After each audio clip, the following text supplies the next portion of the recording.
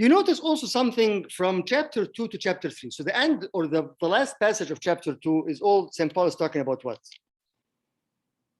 Positive or negative things? Negative things, right? You know, let nobody judge you. Don't, it's not just about the food. It's not just about this, right? He's after that general thing of negative practices, Paul is moving them to now to the positive aspect of the relationship. And this is something that's very important in our relationship with God. A lot of times, all what we're focusing on is what? The negative things and how to get rid of it, right? But no way we can get rid of those things unless we do what? We focus on the positive, right? Why is that? Why is it important to focus on the positive? Why is it St. Paul here again? It took him all this, you know, how many verses? You know, with 29 verses in chapter 1, and somebody do the math, and 23 verses in chapter 2, and then so that's what. And then all this, after this, he comes back again now to, okay, here's the good news. Here's the positive things. Why are you always stuck and stuck in the negative? And as we were saying always, that it's always as if we are going to lose, as if when we start a good relationship with Christ, it's only that we are losing things. We don't do this. You stop doing that. You can't have fun. You can't do this. You just have to fast. Yeah. Here he's bringing their mind into something much, much higher. He's setting the ground for all the glory. That's why in verse 3 he talks about when he appears in the glory. But in order to do that, we have to understand that where we at, first of all. Remember, one thing also that you have to remember in this, he just introduced Christ to us as what for the body? The head of the body. So with that introduction of Christ, the head of the body, he wants to say that, remember, especially in the time of the Greek-Roman time, the head of the family is one that is very, very important. The head of the family, the head of the government, the head of whatever, is somebody that is actually either influence the people positively or negatively. So here he's getting them to that mindset of that mind of the what we call the pater familia, right? The new head of the family, the new head of the body, and who that head is. That head is not just saying all the time, do not do this, do not do that, do not do this. Now he's introducing the head of the family as what? As the one who is sitting where? On the right hand of his father. So see where he's going with that? I told you now that he is the head. And with that mindset of the time that the epistle is written, the head of the family is somebody that's very, very important. He has all the authority, and he has all the wealth, and he has all the power. So now he's taken that head of the family from the normal earthly families into our what? The bigger family, the family of Christ, the body of Christ. That's why before that said that we are all knit together, right? Remember? In joints and ligaments. So this is your new family now. And that new family, the head of that family is not the Roman emperor, not the Caesar, not the commandant or the commander of the army. The head of that family is who? It's Christ himself. See where he's going with that? And that's why he asked him to do what? Set your mind on that. So he introduced that to them with, okay, if you really want to have that fellowship, if you really, at that time they were very, very, very much longing to live the life, especially the Jewish people who are in a like a second class, looking at the Roman and looking at the fellowship of the Roman Empire and the Roman citizens who are enjoying all that prestigious lifestyle. So he's talking to them, said, you know what, you have something prepared for you that's much, much, much better than what you want. But the point again is what? Is to identify who? The head. The head. That he is the one. That head, that's why here again he says that head is what? Sitting on the right hand of the Father. So let's go back again to this idea again. Introducing the head as the new pater familia, and the Colossians who through Christ have the assurance that they will eventually share fully in the fellowship. So through that head, you will do that. What does that mean to us now? It's very, very important. Because how often do we think of God as the head of the family? How often do we look at Christ as he is the one that is actually in control and takes care, and because of that, he is giving. He's not just standing there to punish.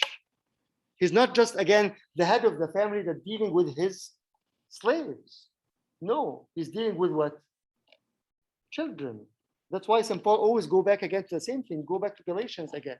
That you are not slaves, that you are free. You are heirs. And as we know from before, the head of the family had the authority to, if he doesn't like his son, to kick him out. And he also has the authority to, if he likes a slave outside, to bring him in and to make him what? His son. So that's the whole idea of the adoption. Tabanni. That's where St. Paul is coming out from this, from that setup. That I am willing to see a slave outside, but that slave is really, I love him, and I'm gonna bring him in and make him what? My son, and the heir of everything. Meanwhile, if my son is not behaving, he can be out in the streets, kicked out. And that's what he's trying to say here again, that this is, if you are, again, look at, just read the language itself. If then you were raised with Christ, seek those things that are above. If you have been picked up from the street into the mansion of the king, of Caesar, why do you keep thinking about the garbage outside? That's basically what it is. But I want to go back and get food from the garbage. Go. You're free. That's exactly what it is.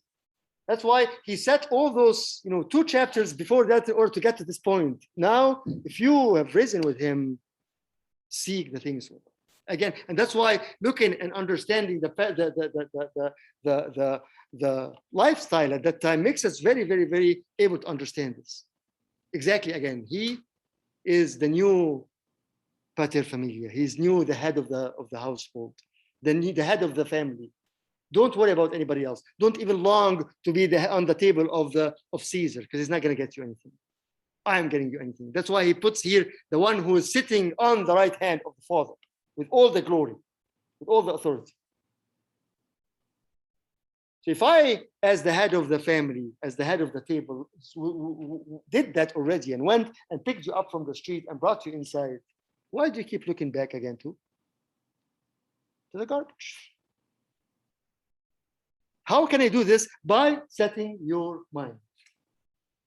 So that's where he's going with it. If then you were raised with Christ, seek those things which are above, where Christ is sitting again, and that's why he identify again, who is that? Remember again, who is that Christ? Where Christ is sitting at the right hand of God. And then set your mind on things above, not on things on the earth. Now, let's be practical now. How easy is that verse? Set your mind on things that are above, not on things on the earth. Mira's shaking her head. No. Why is no? Why?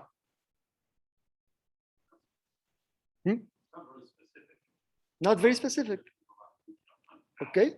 On how? Okay. Yes. So number one, maybe I'm not quite sure why. I know that I have to, but I don't know how. Okay. What else? Not seen. Yes. Again, the things that are not what? Tangible. Right? Okay. I'm just gonna sit in my room and just gaze at the ceiling and try to imagine something. While I have my life, I have everything, and you're trying to. Okay. What else? Like patience, we need to just that spontaneous satisfaction, right? I want something now. Okay. What else?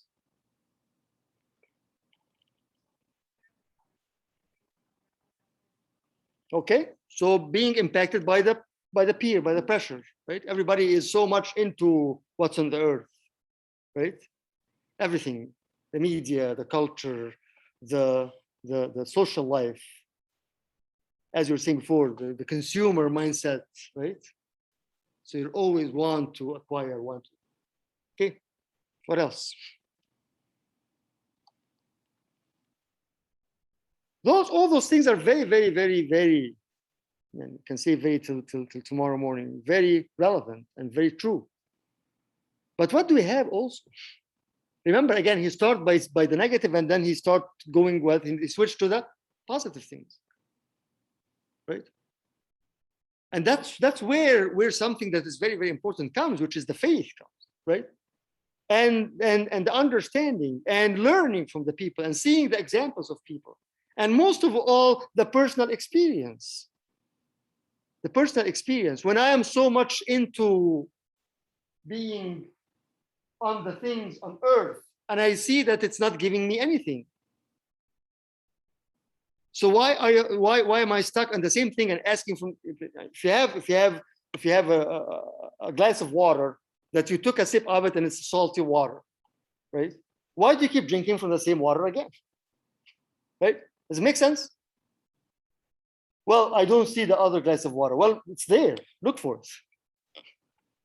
Well, but this is closer to me. Okay, don't complain. Keep drinking salt water. One of the things, as you all said, but maybe I add something else. It is the I said this before, Anthony, right? The convenient, right? Something convenient. This is in front of me. It's convenient, even though I hate it, even though I don't like it, even though it's causing me to struggle and to suffer. But it's more convenient for me. Why do I go out of my way to get something else? That's why, by the way, David, he goes on with the rest of the chapter of actually giving some specific instructions and specific problems with that. But we won't do this again unless, and that's why he started this before he said that. He said what? Set your mind. Set your mind. What is set your mind? This is what I want to talk about. Again, go back again to the same thing. How can I set my mind? When we set our mind on whatever, I want to go on vacation next year. I'm setting my mind that next year, at the same time, I'll go on vacation again. What do?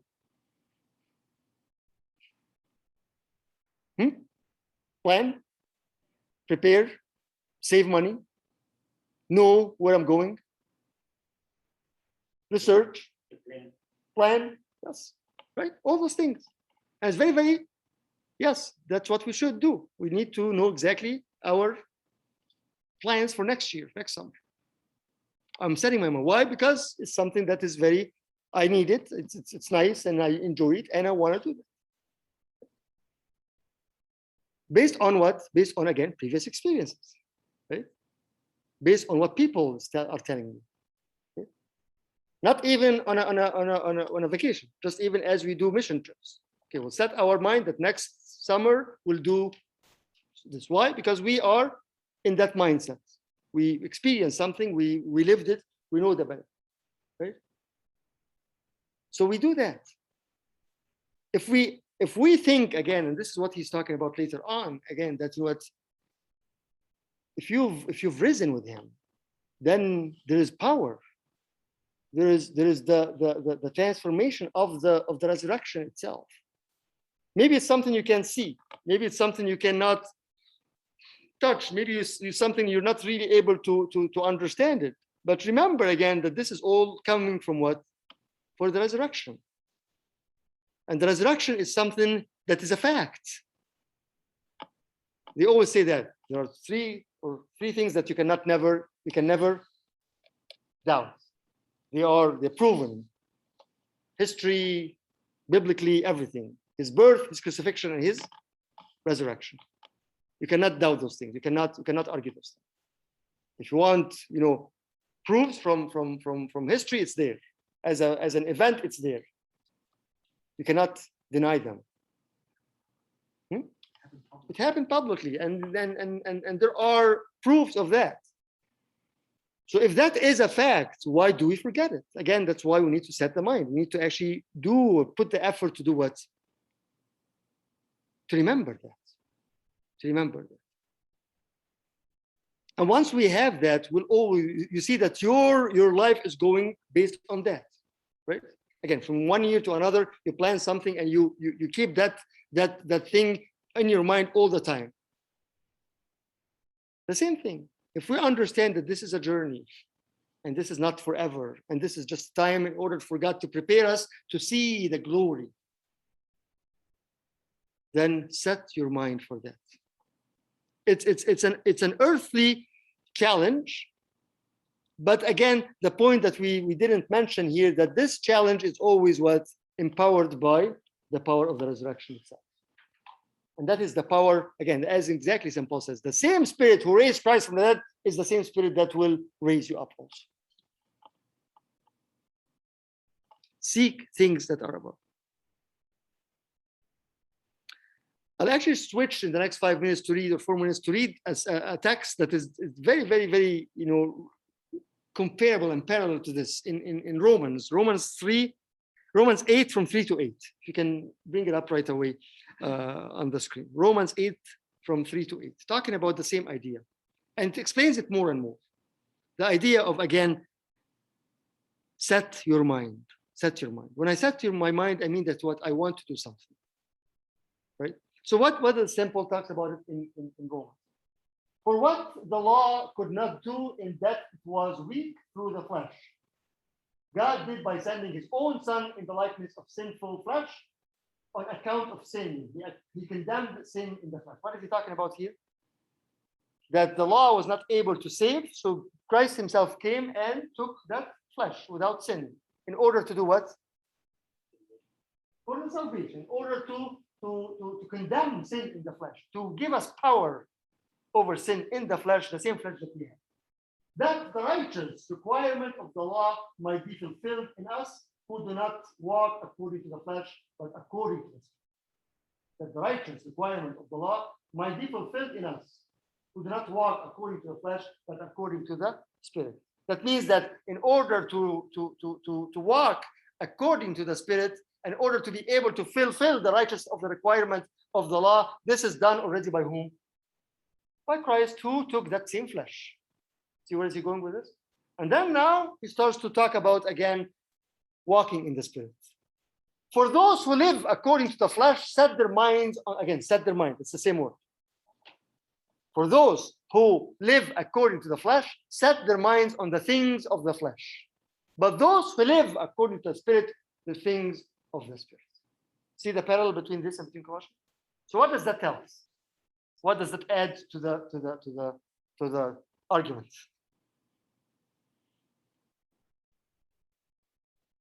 For those who live according to the flesh, set their minds on the things of the flesh. But those who live according to the Spirit, the things of the Spirit. And before that, he explained that he came already to defeat the sin that's in the flesh by his flesh. Right? So what does that tell us? It's already done, number one. Okay, what else?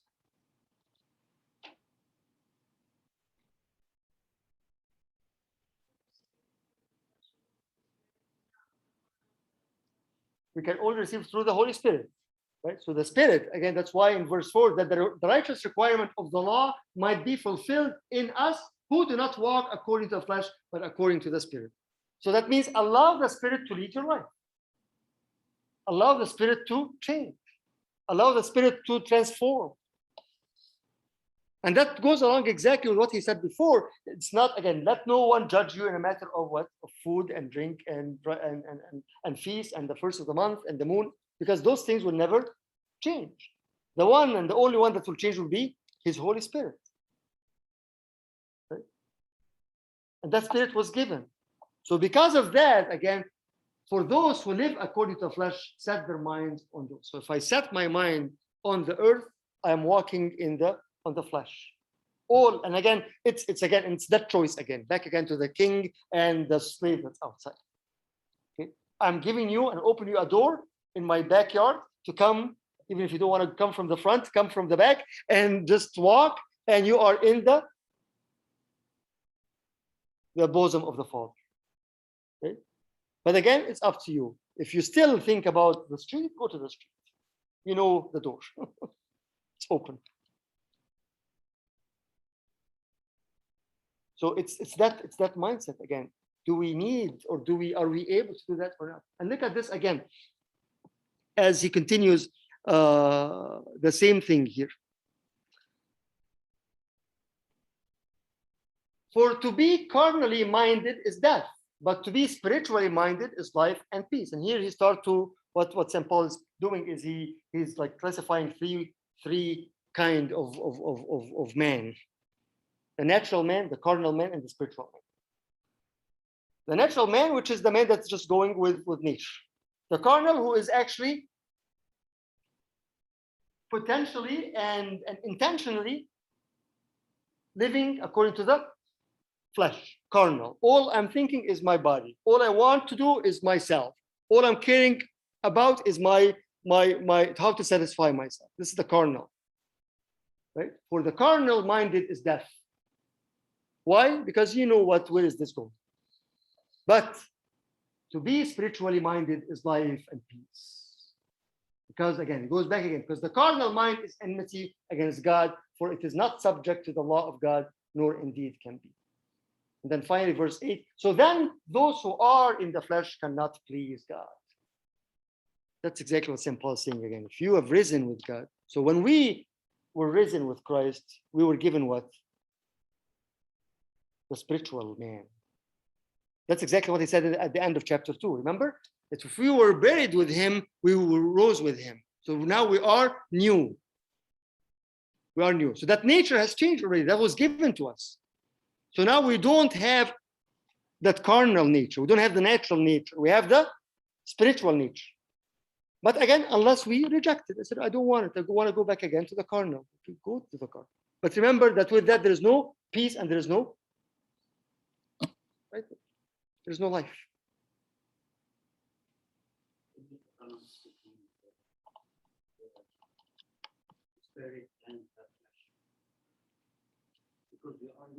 That's a very good point. So how can you do that? And that's what we were talking about in the beginning, right? How can I do that? Again, it's setting the mind. Again, it's the understanding of what does it mean. You know, that doesn't what is the spiritual man and what's the carnal man, right? The carnal man, again, we're not asking that, okay, let's just, reject everything and leave everything and just, go in our cells or try to find a cell or a cave or something and hide there. No, that's not the point. I can live, I can function, I can work, I can have a family, I can travel, I can enjoy the life, but I'm not attached to the life. We talked about this before. That's the problem. Where is my mind? Where is my heart? When we do the pre-marriage counseling, when we do the financial session, there is something that's very nice. It says, put your money where your heart is. Put your money where your heart is. Meaning what? If my heart is with God, I find myself, my money is going to God. If my heart is with myself, then I want to just acquire, buy, whatever, right? If my heart is for the family and we want to balance this, you'll see that there's a balance with the finances, right? And before that, there's an actual exercise. What does money mean to you? Is it control? Is it power? Is it safety, security, or what is it exactly? So that's the same thing. And that's what God exactly, the Lord said. I don't ask you to take them from the world, but to protect them from the evil one. So I can live, because that life now I'm looking at it again from a different angle, from a different lens.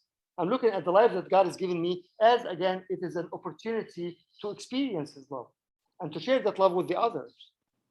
So I'll go through everything that I'm doing, but that in the back of my mind, this is all from him and to him and through him. So that will let me, okay, yes, I can do everything as a normal person, right? But the thing again is I'm not attached to it. My heart is not with those things. Why? Because I know that carnal person has no love and has no peace and has no life. Can this be practically happen? This is through our relationship with Christ, through the work of the Spirit, that will actually remove the love of the world and put what? The love of God. Right? And that is a continuous work, as we were talking yesterday. It's a continuous purification, continuous work that is being done to reach that point of less and less of the word and more of God. So the relationship, the work of the Spirit, all those things will actually change. And step by step, you are detached. Always, when we talked about this before, when we look at the church fathers, there's always the difference between those who have chosen poverty. I really don't want, I'm just leaving everything. But those who have chosen detachment, and there's difference between poverty and detachment. And we have examples.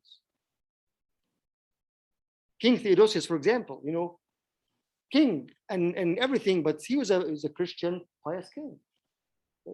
Macarena, a very known female saint. She was noble, and she was living in a very, very, very wealthy family, and she continued that. She didn't leave everything. She lived in the palace with her family, but she donated and devoted her life to Christ while living. Why? Because she set her mind. She set her mind. Right? And that's what he's trying to say here. Live a life as a spiritual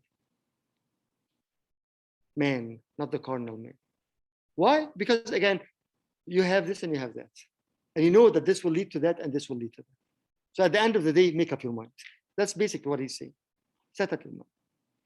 Set up your mind. And based on, again, experience, based on stories, based on God's voice, based on the Spirit that keeps speaking in our heart. And based on that, set up your mind. And that's why this just the introduction of this chapter is very, very important. After this, he goes in with actual details on what to do and what not to do. But in the beginning, he wants to set that ground for what? That you are from above. So keep your mind on the things that are above. Why? Because the things are from earth has no peace, has no love, has no life. And I don't believe that any one of us need to be convinced that things from earth really is deadly. We all had that experience. Again, it's not leaving, but it's detaching. And that becomes our prayer. Right? Whatever that I'm attached to, Lord, help me to detach from that. And to experience more and more. And you become lighter and lighter, free. Because there is nothing. That's what exactly St. Paul says. Those who are in Christ, nothing has authority over you anymore.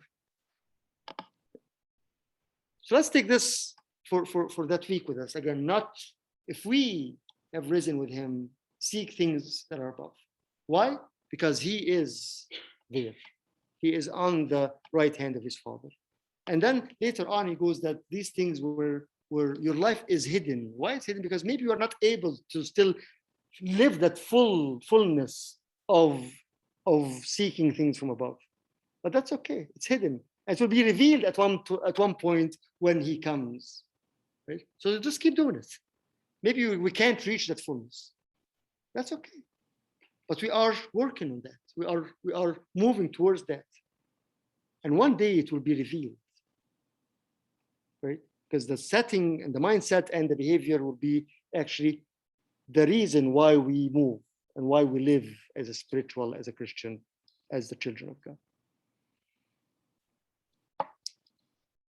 Let's stop at this point. Sorry, 8 or 10 or 9. Questions? Okay. Yes.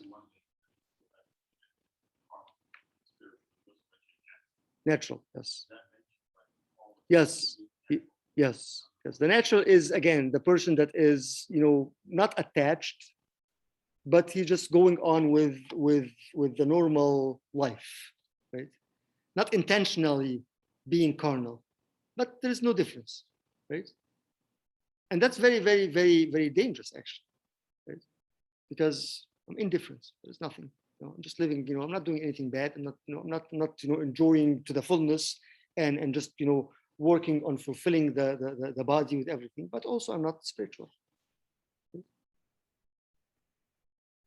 But Paul brings all this back again to you have to be spiritual, because this was given to us already. So we are already, once we were born again, once we are out of the baptism, once we are, as it says in 2:12 again, we are buried with him, and now we are, and that's exactly what he will say later on in chapter 3 also, that he goes, if you took off, again, the same idea that we said before, took off the old man with all its works, and put on the new one that's been renewed to the knowledge according to his image. That's in the rest of chapter 3. That we are renewed, and that renewal is continuous. So we've already been transformed to be spiritual beings. So why do you go back again? Right? Questions? So, okay.